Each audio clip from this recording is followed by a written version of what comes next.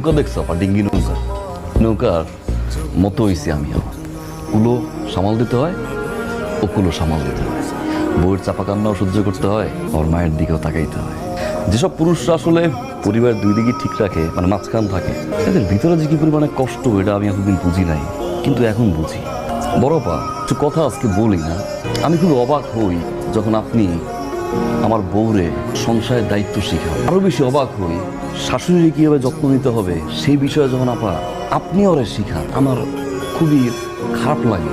আপনার শাশুড়ি যে প্যারালাইজ, তার যেটা যত্ন করা উচিত, তার পাশে থাকা উচিত, সেই চিন্তা কোনোদিন করতে না। আপনি কিন্তু করেন না। আপনি করলে মাসে 30 দিনে 15 দিন এই বাড়িতে এসে থাকতে পারতেন না। আপনারটা না হয় বাদই দিলাম, আপনার তো শাশুড়ি, কিন্তু এই যে আমার বড় দুলা ভাই, আপনার তো মা না। আপনি মায়ের চিন্তা না করে আপনি সব সময় খালি আপনার বউর আচরণ নিচে বলে থাকেন। বউ যদি বলে ডানে, আপনি যাবেন ডানে, বউ যদি বলে বামে, আপনি যাবেন বামে। আপনার লজ্জা করে না দুলা ভাই? ছোট দুলা ভাই, ঠিক বলছি না? বলেন বলেন না একবার ঠিক।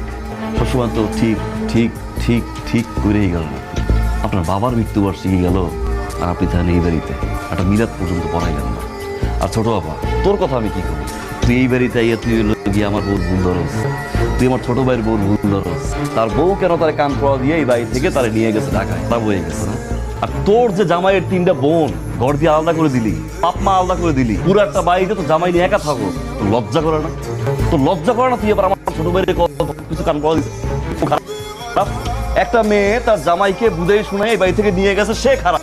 আর একটা মেয়ে বাপ মা সবকিছু ছেড়ে এই বাড়িতে পড়ে আছে, যাবো মা আজ পর্যন্ত রান্নাঘর ঢুকতে দিচ্ছে বিয়ের পর থেকে?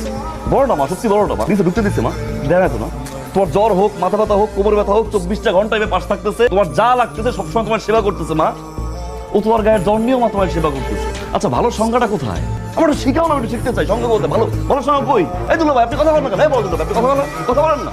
আপনি এত ভালো বুঝেন, একটা বার চিন্তা ভাবনা করছেন যেই মেয়েটা বিয়ের পর থেকে একটা বার বাপের বাড়ি যায় না, একটা বার তোমাকে বলছো যে এই মেয়েটা বাপের বাড়ি যাওয়া উচিত, মার্কাজ যাওয়া উচিত, ওর বাপের আসা উচিত, একটা সম্মান পাওয়া উচিত? কোনো সময় বলো না। আপা শোন, তোদের মতো বোনরা যারা ছোট ভাইদের লেখাপড়া করানোর পরে তারপরে পুরাপুরি ছোট ভাই মৃত্যু আগ পর্যন্ত তার সংসারে ইন্টারফেয়ার এখন দেখার দরকার নেই আপা। কারণ আমি বুঝি, আমি আমার জায়গা থেকে বুঝি আমার ভিতরে কি কষ্টটা হয়। হালকা লাগতেছে আম্মা, দেখো মা, ভিতরে একটু হালকা হয়েছে।